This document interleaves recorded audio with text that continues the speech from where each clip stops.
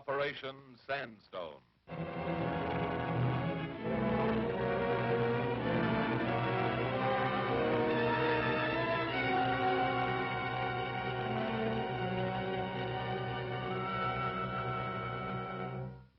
In October of 1947, engineer units which had been selected as a vital component of Operation Sandstone were alerted. Time became the governing factor to meet deadlines established for the first detonation of an atomic weapon at the recently created Pacific Proving Ground, Atomica Atoll.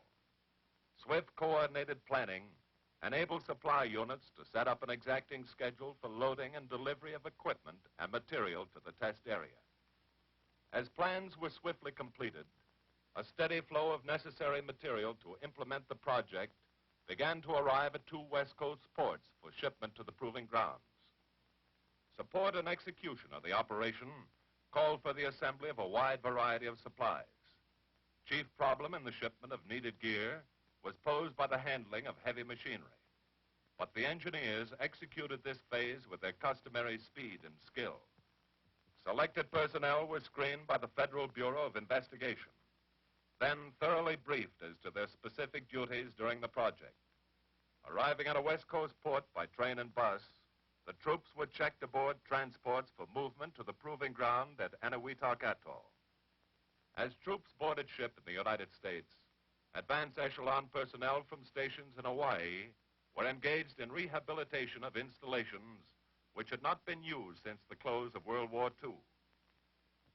While the troops were en route, civilian teams working under contract with the engineers were establishing a base reference point pylon in the lagoon to determine measurements for all installation sites set up for the tests. First troops reached the proving ground on November 28th, the main body arriving on December 24, Christmas Eve. Swiftly, the ships were unloaded. Equipment and supplies were distributed to strategic points on islands of the atoll by Navy and engineers' small boats and LSTs. As heavy equipment was moved to the area of action, preparation of sites was begun. Underwater obstacles were blasted so that boats would have easy access to the beaches. Thousands of palm trees were removed so that photographic and visual observation of the blast would be uninterrupted. This was essential, as the most precise measurements were to be made of the detonations. In order to build, the engineers were first required to destroy. Obsolete and weather-weary structures had to be cleared from the vicinity of the detonation points. Though it would appear that many of the buildings were still serviceable, inspection revealed that their usefulness had been destroyed by the ravages of wind, rain, and sand. Paths along which blast analysis instruments were to be placed must be rid of buildings, trees. While some of the engineers were engaged in preparing the test sites, other construction troops were toiling at the building of living quarters on Kwajalein, housing to shelter Air Force personnel based on the island. The erection of new facilities made necessary the expansion of water and sewer installations. Engineers had anticipated this demand and necessary equipment was on hand. Warehouse floor space in existence was found inadequate for sandstone demands, so new storehouses were quickly erected. At Eniwetok, the tremendously increased demand for electric current posed yet another task to the construction men. Decommissioned generators were in many cases rehabilitated and placed in operation. Roads which had fallen into disrepair through a long period of not being used were soon back in usable condition as preparations sped ahead. Aggregate used in repair was obtained on the islands. As clearing of test sites was completed, surveyors began to locate points for blast structures. Constant wind was a sore trial to the men as they sought to make accurate measurements. But ingenuity produced windbreaks, and measuring tapes were no longer wind-whipped. Dust and wind were relentless as the men toiled in the broiling tropic sun. Heat and blowing sand were a constant source of irritation to the troops. Nevertheless, their progress was steady. The readily available ingenuity, hallmark of all engineer personnel, was evident everywhere. When proper equipment was not at hand, the troops improvised. Here, a chute made of old sheet metal for delivering asphalt into trucks. Always, machines were supplemented by muscle power supplied by the men. Possibility of instruments being damaged by blowing sand was minimized through soil stabilization, done by oiling and turning the shifting sandy surface. This later proved to have greatly reduced ground dust incident to the blasts. Specifications called for scores of concrete structures, so the engineers established a central form shop. Even though confusion seemed the order of each day, it was actually a well-ordered system that resulted in swift and steady progress. Transportation costs were saved and valuable shipping space conserved through the use by the engineers of coral aggregate as a basic ingredient of the needed concrete. Tests showed that the local material was of sufficient quality to serve the needs of the construction program. Nuts and bolts and washers were mixed with limonite ore and cement for the construction of the gamma stations. This strange mixture called for by the scientific plan made walls strongly resistant to penetration by gamma rays. Careful weighing and measuring of ingredients was observed through the mixing process, supervised by an expert in concrete work who checked every step of the construction operation. The inclusion in the aggregate of the washers, bolts, and nuts, together with the limonite ore and cement, considerably changed the time necessary for the mixture to set properly. As the result of tests conducted on the scene by the engineers, it was found that the setting time could be controlled by the addition of small amounts of sugar to the mix. In this manner, the construction men were able to complete their structures in accordance with the exacting timetables set up for the operation. So again, the hard-headed, in-the-field resourcefulness of the engineers came to the fore in enabling them to adhere to the schedule despite unexpected interruptions. So that the concrete used would conform in quality to the exacting specifications called for in the plans, a concrete control laboratory was set up.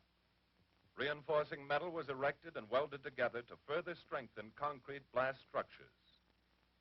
Pouring of concrete for the blast-proof structures followed close on the heels of the placing of reinforcing steel. Dust and wind and sun, choking, blinding clouds of cement and sand persistently harried the construction men. The light plane ferry service, which knit the separate islands of the atoll into a readily accessible network, were dependent upon the engineers for operating facilities. With their customary ingenuity, the construction men used material at hand. Here, pierced metal plank, laid during the war, was cut and moved to make parking areas, landing strips, and working platforms for the small planes. Operation of the small aircraft was also an engineer function. Landing strips had to be built on all but 2 of the islands. Where necessary, engineers felled trees, filled depressions, or graded land to construct the strips.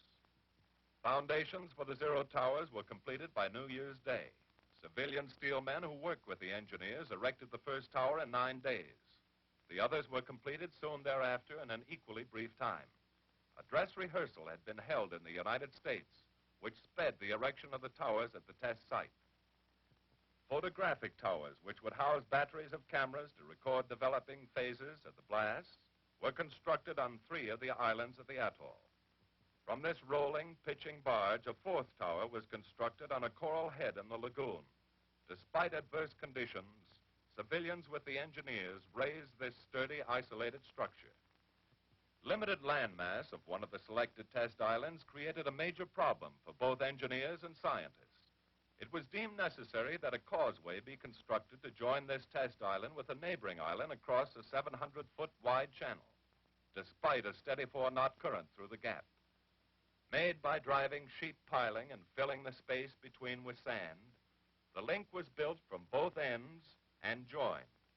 Here again, civilian workers with the Army proved their worth by constructing this essential structure. Engineers dug the ditches to hold basic cables, virtual spinal cords of the blast study installations. With the laying completed, graders swiftly covered the sensitive electric carriers. Assembly of the coaxial cables was carried out with the assistance of engineer troops under the direction of Atomic Energy Commission scientists.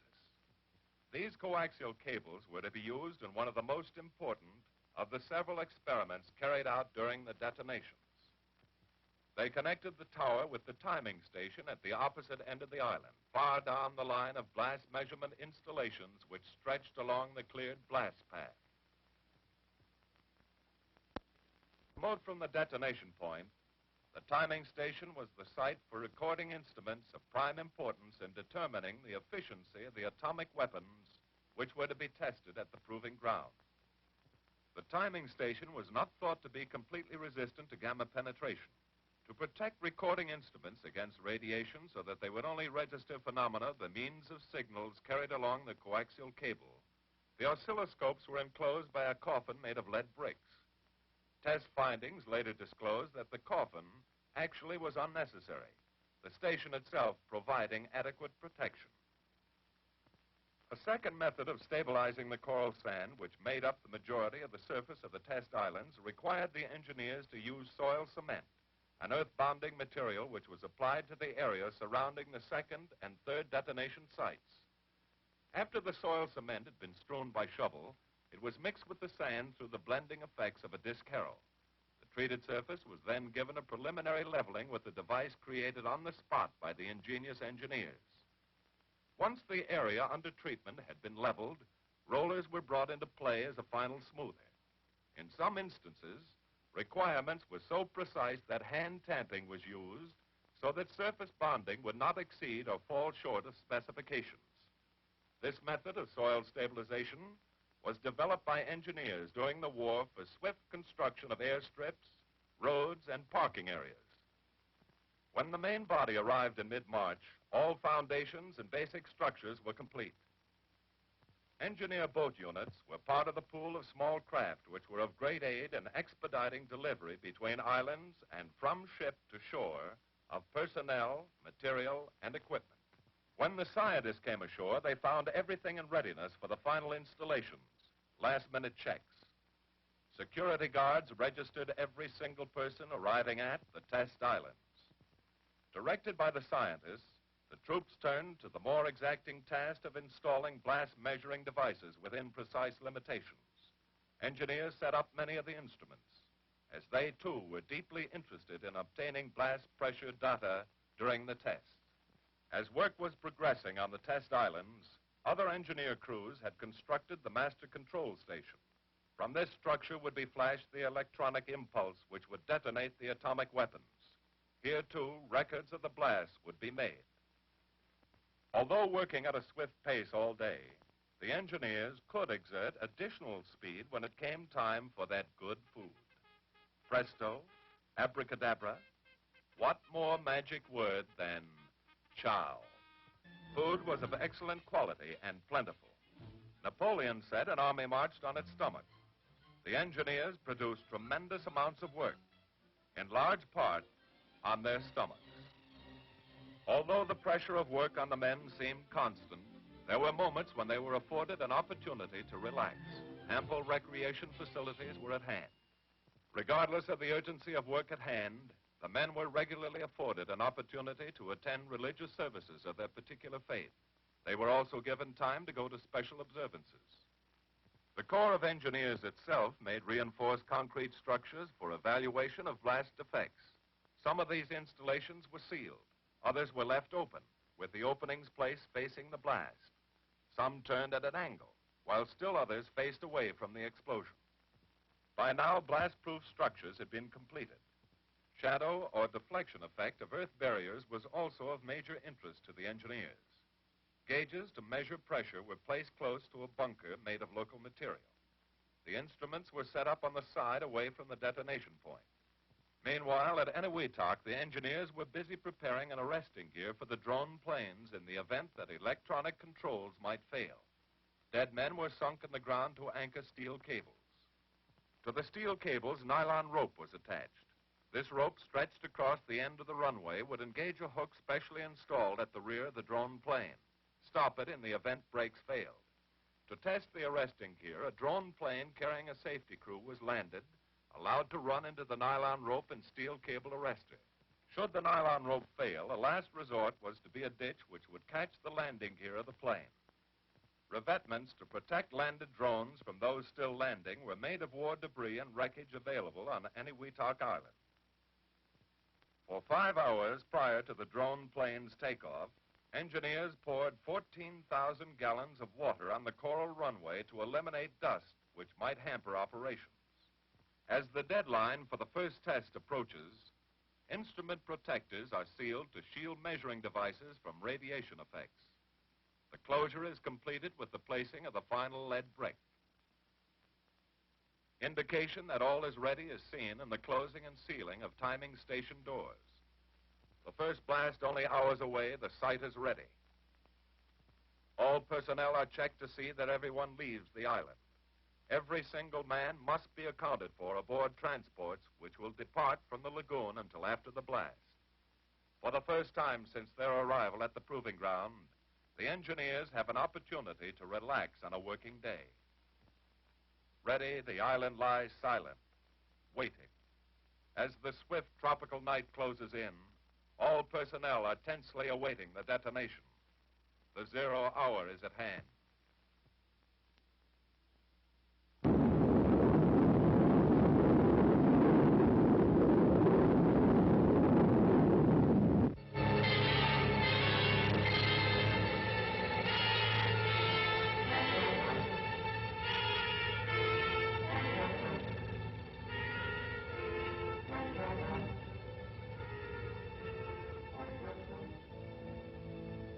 The first test has been completed.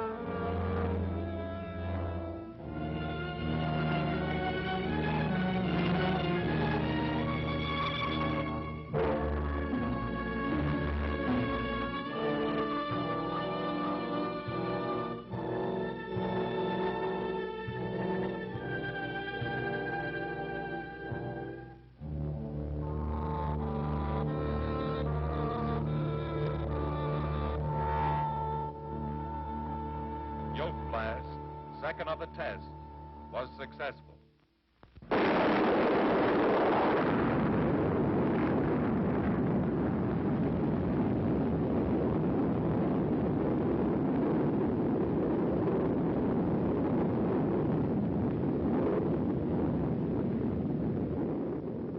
Third and final test, zebra blast, went off on schedule. The engineers had performed prodigies of labor to make Operation Sandstone a success. Yes, prodigies is right. For in a few short months, they had cleared hundreds of acres of palm trees. More than 100,000 square yards of coral sand were paved or oiled to stabilize the soil. Thousands of cubic yards of special concrete were made and poured. More than 200 tons of reinforcing steel were placed. Thousands of cubic yards of coral aggregate were quarried. Test cubes ranging in weight from 3 to 6 tons were moved and located. And 7 light plane landing strips were constructed. Yes, the engineers may be sure that their efforts as a part of Joint Task Force 7 deserve only the highest praise, were worthy of sincere commendation.